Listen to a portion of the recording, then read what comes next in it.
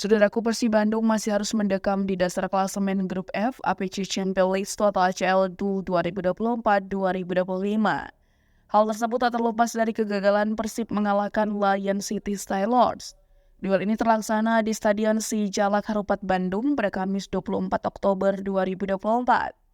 Pada kesempatan tersebut, Persib sejatinya sempat unggul melalui gol Trione Del Pino pada menit ke-43. Namun, malapetaka diperoleh Persib pada babak kedua. Lion City Stylords sukses menyamakan kedudukan lewat gol Barak pada menit ke-49.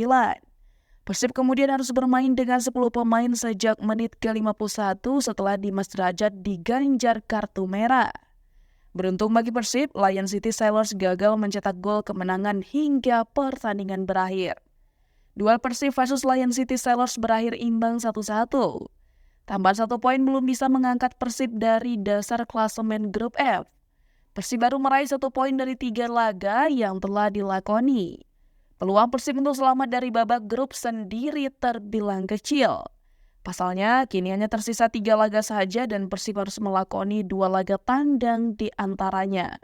Pada waktu bersamaan tersaji duel antara Port FC versus FC Zhejiang.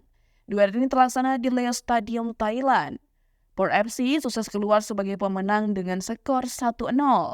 Sebagai informasi, Asnawi Mangku Alam absen pada laga ini karena cedera. Sementara itu, tambahan 3 poin membuat Port FC merebut posisi puncak klasemen dengan raihan 6 poin dari 2 laga.